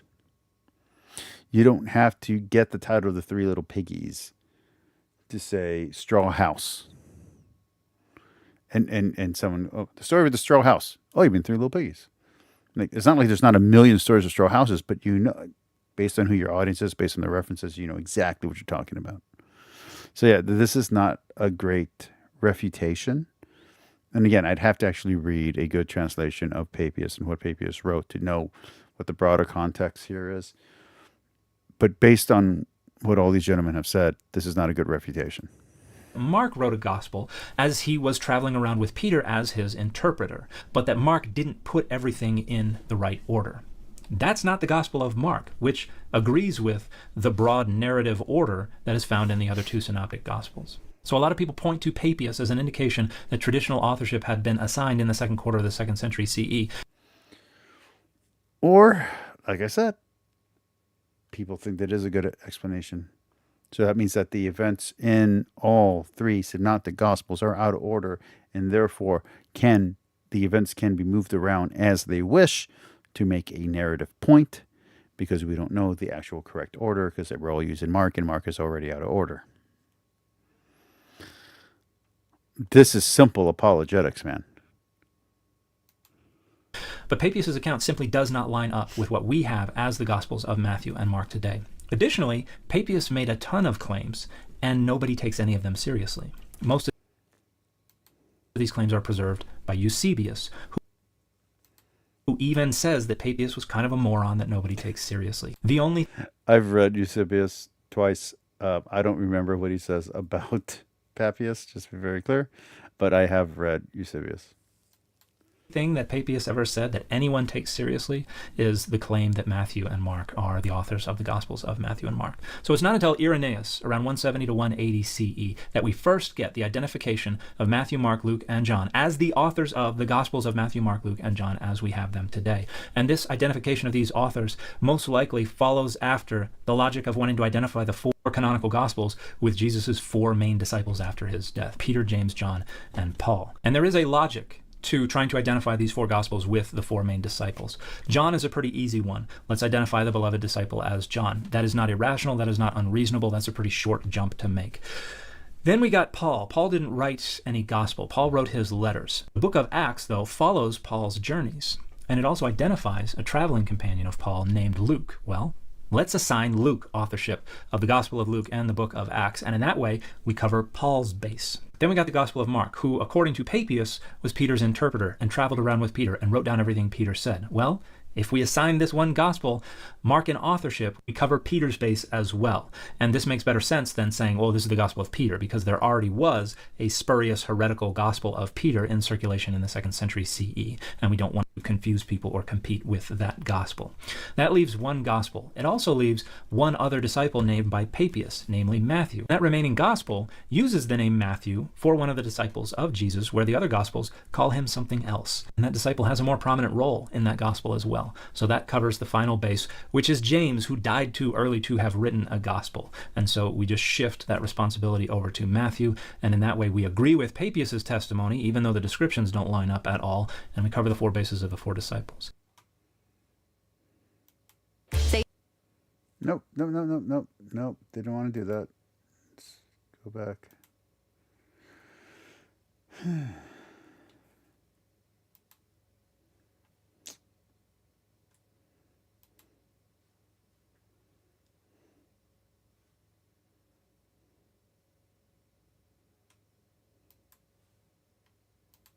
Agree that the Gospels were originally written and circulated anonymously and only secondarily had the traditional authorship that we know assigned to them. Hey everybody, I'm Dan McClellan. I'm a scholar of the Bible and religion, and while an awful lot of apologists don't like this consensus view and are going to let me know about it, one thing apologists have never been able to do is sway that consensus view, because there are very good reasons for thinking that the Gospels were originally written and circulated anonymously. And he's doing a more careful opening this time than the last video we just watched of him. To begin, none of the Gospels clearly identifies an author. The closest we get is the Gospel of John identifying the beloved disciple, who is nowhere identified in the Gospel, as the author. But a problem with that is that the verse that identifies the beloved disciple as the author goes on to say, "And we know his testimony is true." And we have absolutely no idea who we is, much less how much of the Gospel of John is the work of this we. So internally, the Gospels are anonymous. The we statement makes me think that it is communal. A Johannine community, which then, even though it doesn't mean that there has to be a Matthean community, we can assume all of these are from different communities, different churches, different church traditions. And then when these churches combine into the Catholic Church, the ones that chose to combine in and were able to argue for it get to keep the gospel or scripture that they are comfortable with, and then they just acknowledge the other churches, the other tradition as well. And so the traditions line up. Okay, we're good. They don't disagree with me. And then John comes in and is like, whoa, but it's saying everything that we like. So we're okay. You know what I mean? We don't have any indication that the traditional authorship was circulating alongside the Gospels in their earliest years. The earliest reference we have to any authors comes in the early 2nd century CE with Papias, who says that Matthew and Mark each wrote Gospels. But you kind of have to squint at these descriptions of these texts quite a bit to get them to line up with what we have today. Because Papias says that Matthew wrote their Gospel originally. 2nd century doesn't mean 200, means 100. Just FYI for people. 1st century would be 0 to 100. In Hebrew, and that's not the Gospel of Matthew as we have it. There's a better case to make for Mark, but there is some squinting that has to take place there as well. The earliest references to the Gospels don't identify authors, just refer to the Gospels or like the memoirs of the apostles or things like that. It's not until around 170 that we first have the Gospels as we know them identified as the Gospels of Matthew, Mark, Luke, and John. Now, we do have in the earliest manuscript witnesses to these Gospels that preserve titles the consistent attribution of authorship to the traditional authors, the Gospel according to Matthew, Mark, Luke, and John. But these are 2nd and 3rd century manuscripts, and the titles also appear in different parts of the manuscripts, which is not indicative of something that scribes understood to be original to the text, but to be something that scribes added to the text. And additionally... But again, this goes to my theory, which is that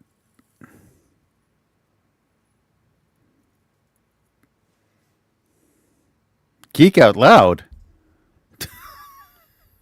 Wow. Awesome. What are you doing here? Have I read Josh McDonald's works? No, I have not. By the way, huge fan. You are awesome.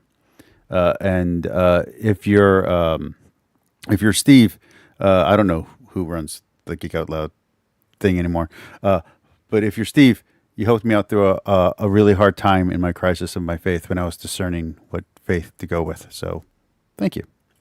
No, I haven't read Josh McDowell's works. But since you recommend it, I'll gladly do so. Yeah. Thank you for coming by.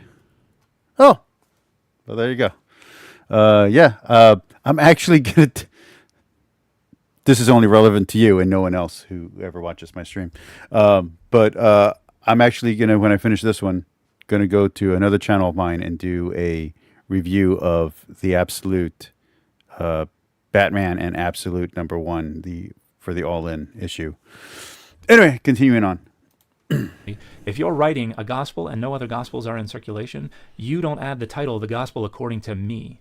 You only add that title if there are other gospels in circulation, and you need... So to go back to what I was saying, so this goes to my theory about where you're going to get the attributions here. So you have to have, when the scribes are doing the different translations, you need a way to identify these books. So if you're going to identify these books by a certain character, you're going to put John, you're going to put Mark, you're going to, whatever character you got. And as that tradition continues to grow and more people put it on there, you're going to start adding more text to the top. So the gospel according to. And so it'd be interesting to see. And I don't remember which scholarly book I read that mentions this, but there is a development that happens with the naming conventions where, and I don't have proof for this, like I said, I would like to see it, where if that development goes from just the name John to according to John, how many more words do we add to the title before we get the title that we have? That would be an interesting thing to note. Need to distinguish yours from theirs. So already the title, The Gospel According to X, presupposes the circulation of multiple Gospels, which also points in the direction of the secondary addition of those titles and the attribution of traditional authorship. And you can go check out the Data Over Dogma podcast, episode 69, back in July. Okay, let's go to the next one. Where are we at? We are on most scholars agree. Let's get to Matthew. Hi, I'm JT, and I made Result Hunter, the search engine for conservatives. It was originally composed in Greek and not first composed in Hebrew and then translated into Greek is because one of the most significant and one of the reasons we know that the Gospel of Matthew. So this is, again, going back to my Q hypothesis, where if there is a original source in Aramaic or Hebrew, it would have to be Q. It couldn't be Matthew. And this is going to explain why I say that. It was originally composed in Greek and not first composed in Hebrew and then translated into Greek is because one of the most significant and pivotal passages in the entire Gospel only works because it is quoting the Greek mistranslation of a Hebrew passage. So in Matthew 1, I'm guessing it's going to be the virgin. I haven't seen this one before. I'm guessing it's going to be the virgin crushes the heel of the snake. I'm guessing that's what he's going to reference. Of the virgin birth. And verse 22 says all this happened so that what the Lord spoke through the prophet would be fulfilled. And then verse 23 quotes the Greek translation of Isaiah 7:14. And it's important that it is the Greek translation because that translation differs from the Hebrew in two important ways. One way is that the Hebrew describes a woman who is already pregnant at the time of writing. Ha'alma hara. The young woman is pregnant. This has already happened. In the Greek, this sign is useless if it is discussing a pregnancy that occurred 500 years ago. And so the Greek puts it into the future. She will become pregnant. The other big difference is that alma, the word for young woman, is translated parthenos, which means more explicitly virgin. Now, in the Greek translation, this is not necessarily something miraculous. A virgin will become pregnant. That's how it frequently happens. So this is not necessarily about parthenogenesis. However, Matthew is trying to attribute miraculous events to Jesus' conception and birth. But I would say that the problem here has to do with Dan's rejection of inspiration and univocabulary. Now I can't say it. Hermeneutics. He has a problem with that. And so if it's not univocal and you can't use the differences and paradoxes to elucidate meaning, and they have to each be interpreted. So there's nothing wrong with interpreting them each on their own and on their own merits and in their own context, but you then have to put them together to have the concerto, to have the sympathy of the Bible, the sympathy. Now I'm just messing up words of the Bible work. So you can have that univocal voice that comes out from. So it's many voices that becomes one voice. That kind of thing. Well, if you don't have that, you can't have these typological explanations. The Gospels explicitly use typological explanations in the Old Testament. So if you take away typology, you don't have a way to connect these Hebrew scriptures into the New Testament. So you can't change the context from here's a verse that is not prophetical in the Hebrew sense, but once you put it in the Christian sense, this is prophecy being fulfilled.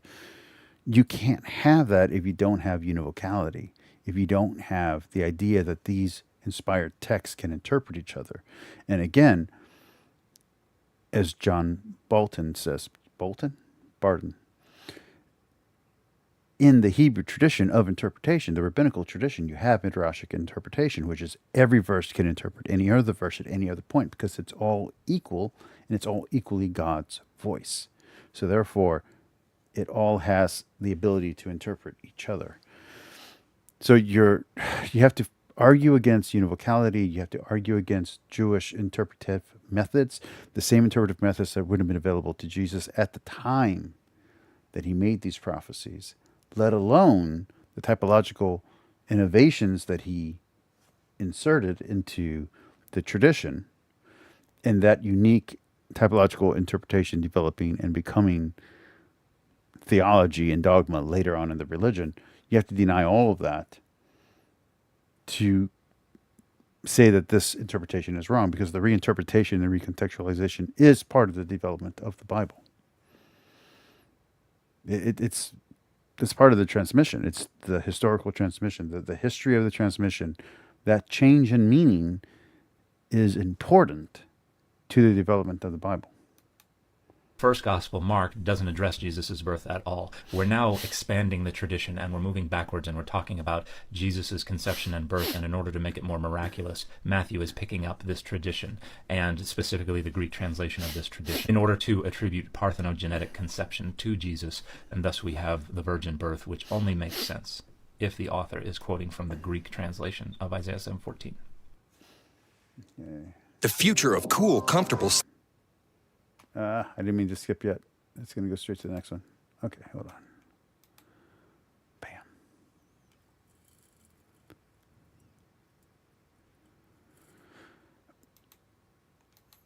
Bam. Geek Out Loud says, I don't think there was a change in meaning in the word virgin. So the argument is whether or not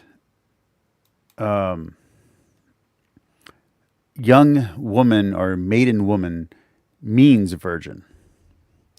If it's maidenhood, then yeah, it means virgin. If young woman just means young woman, there's no implication of virginity. I think probably the best argument I've heard on this is from Bart Ehrman. I think he gives the best explanation of the counter argument. And then the best two or three people, I'm going to say three people, the best three people I've heard give a better counter argument to the scholarly argument would be Jimmy Akin. I think Jimmy Akin does an amazing job. Trent Horn, kinda, and Gavin Ortland. Gavin Ortland does a great job of arguing against the scholarly version of this supposed mistranslation.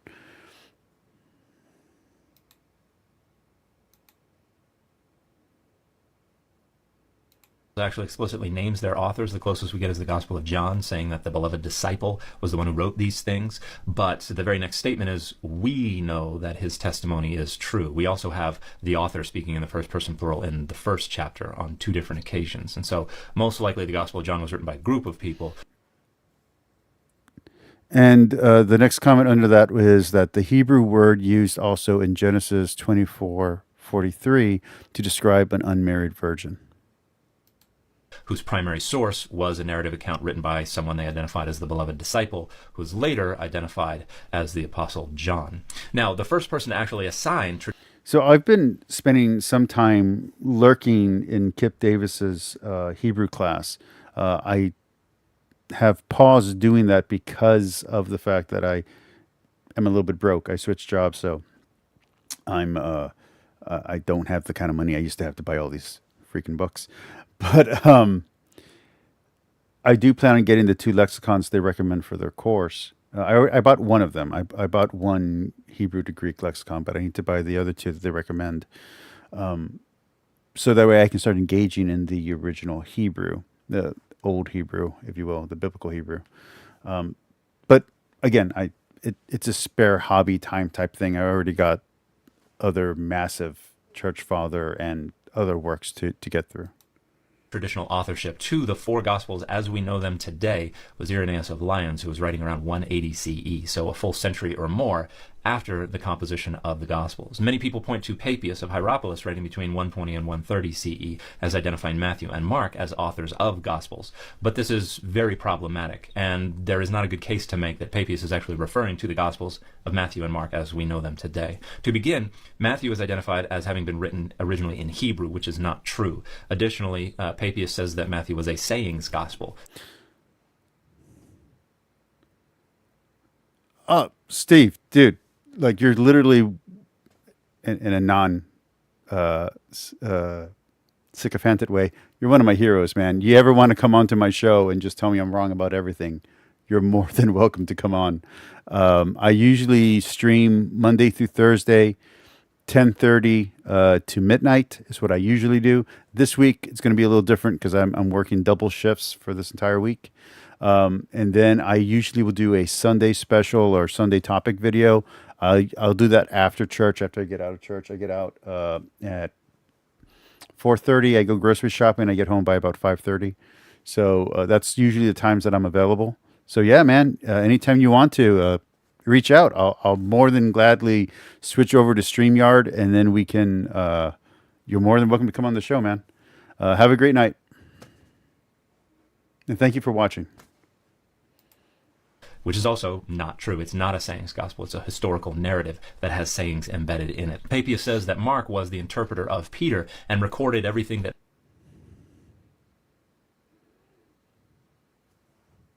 Sounds excellent. Just to let you know, I'm Central Time. I'm in South Texas, so that's my time zone. Right now it's 11:45 p.m. that Peter said and put it together in no particular order, again, as a sayings gospel. Neither of those details is true of the Gospel of Mark either.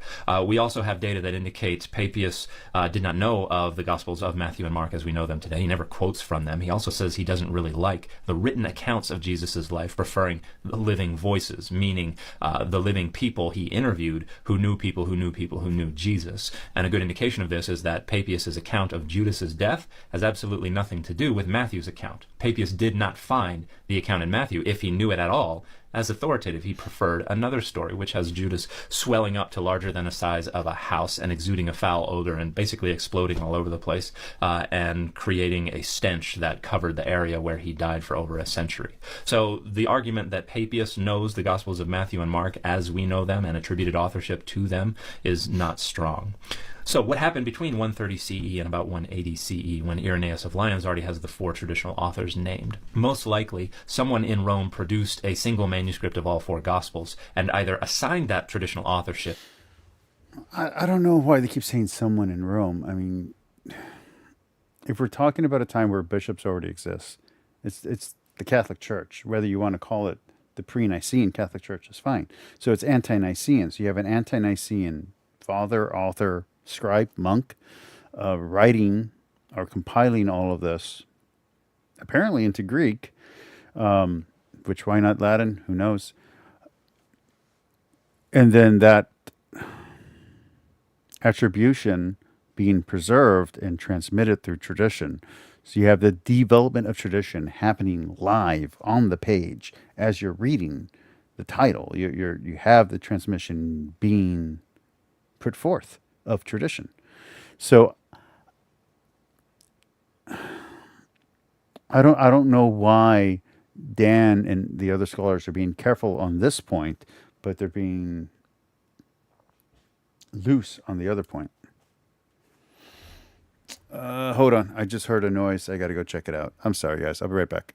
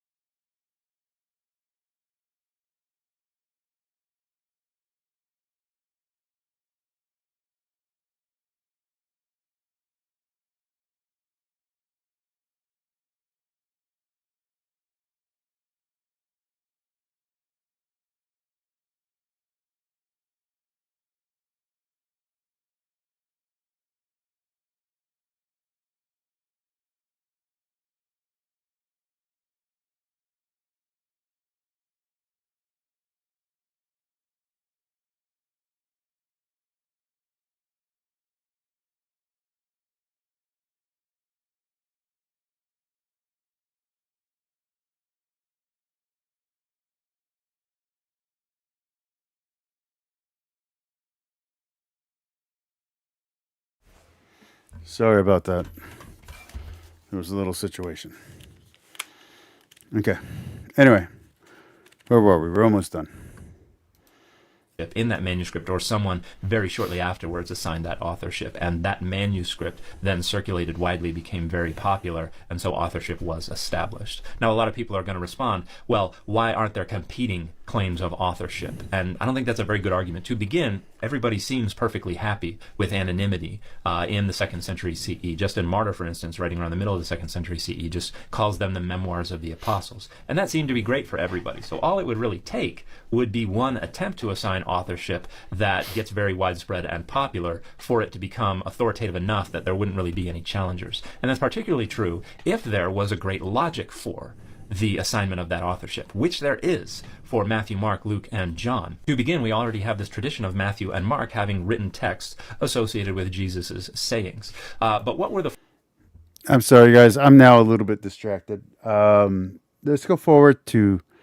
this is kind of doing a disservice to Dan, but I just had to deal with something. So I'm going to fast forward to useful charts, and as soon as he gets done with the authorship and maybe a little bit of the dating, we're going to go ahead and cut it off there, okay?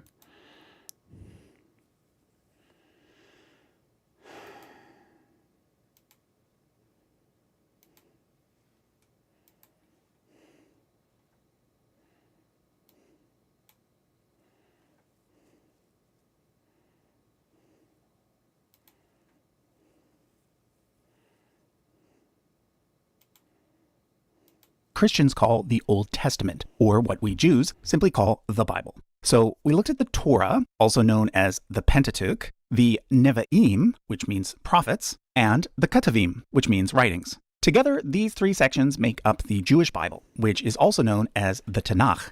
The Protestant Old Testament is identical to the Jewish Bible, except that the order of the books is a bit different. We also looked at the Apocrypha, or Deuterocanonicals, which are the extra books that the Catholic and Orthodox Christians include in their Old Testament. In the next several episodes, we are therefore going to be turning our attention to the New Testament. Virtually all Christians use the exact same New Testament, and it has 27 books. There are 4 Gospels, the Book of Acts, 21 epistles, meaning letters, and the Book of Revelation. In this episode, we are going to start by covering the Gospels and the Book of Acts. They are placed in this order because originally that was the order in which they were thought to have been written. However, as we'll soon see, we now know that this it tells it 4 times.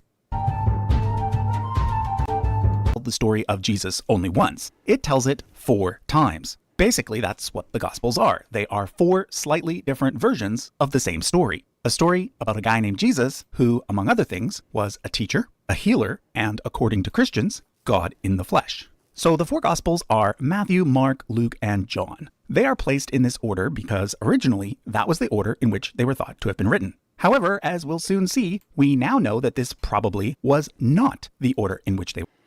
And again, that's why sometimes I tell you that Matthew is thought to have been written first, is because that's the original order that they thought they were written.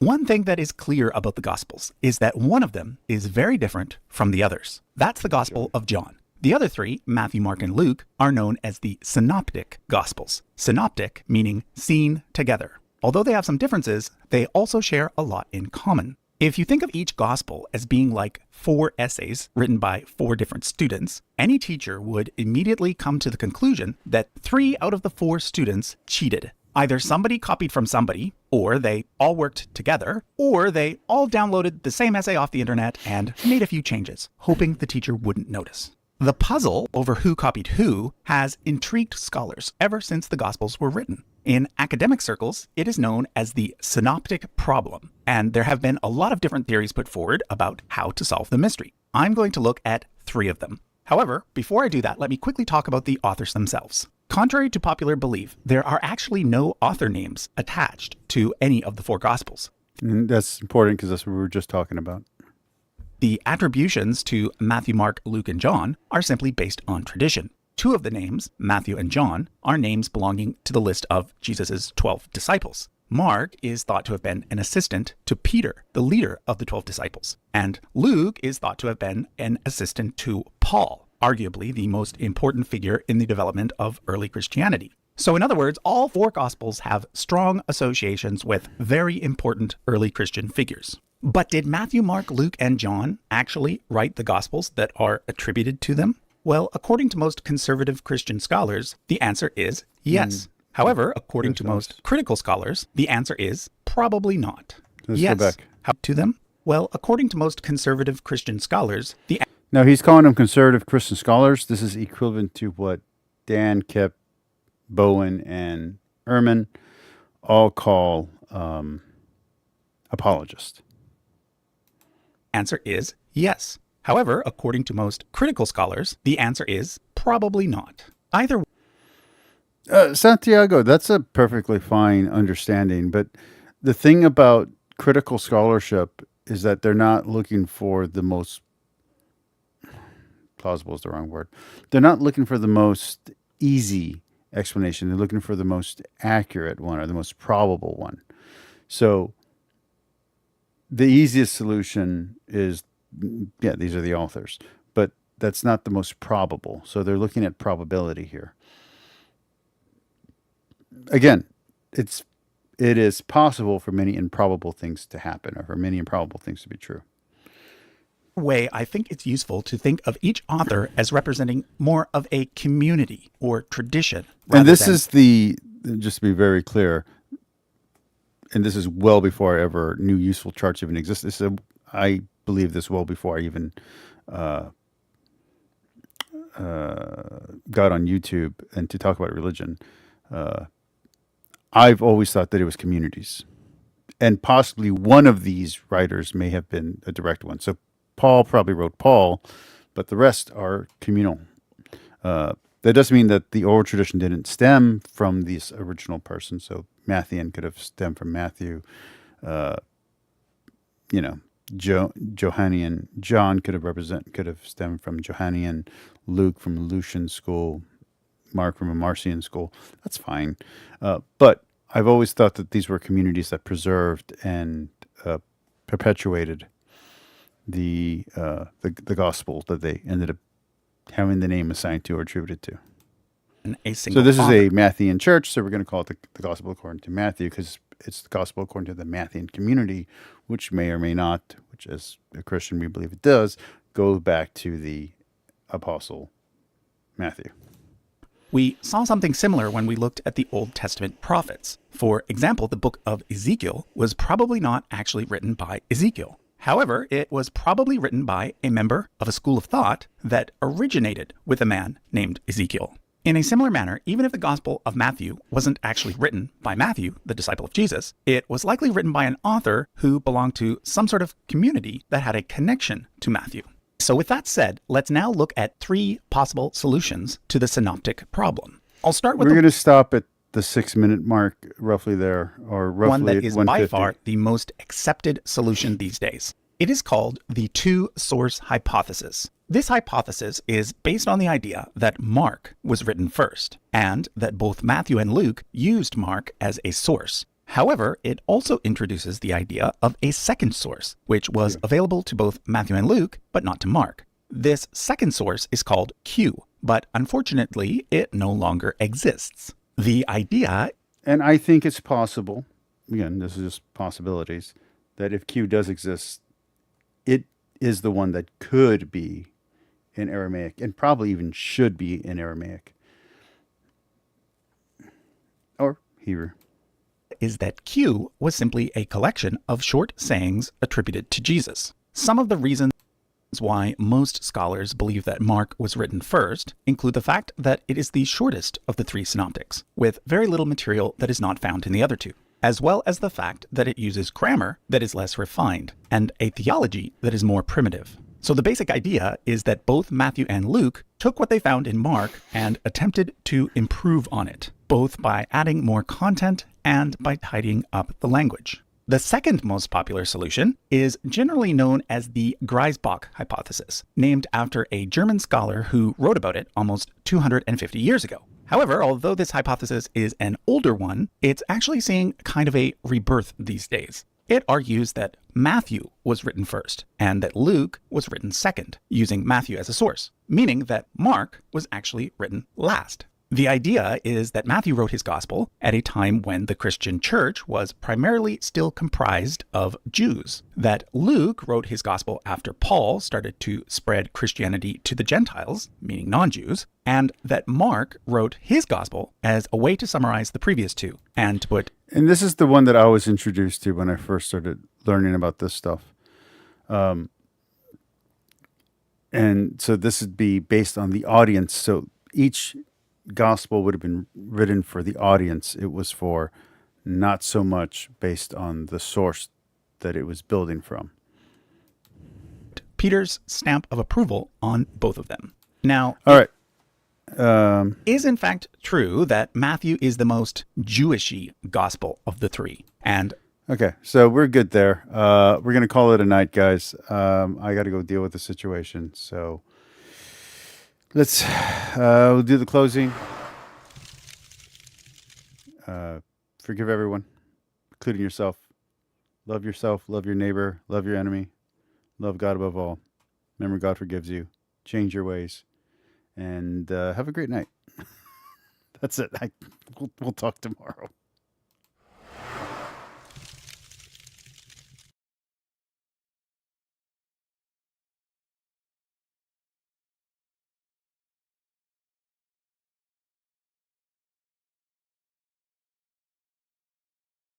What does your video sound like? Go to Artlist.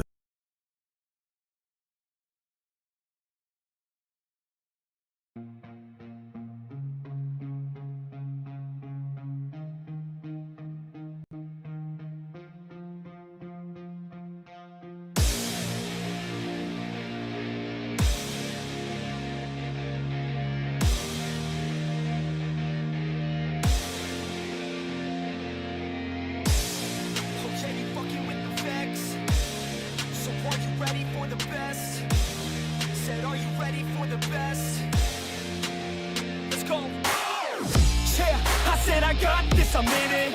I'm hella filthy, so I got this, I'm winning. I'm not a quitter, so I'm not fucking quitting. Just try to stop me and you'll drop dead missing. I'm on my way to the top now, listen. I ain't never gonna stop, too driven.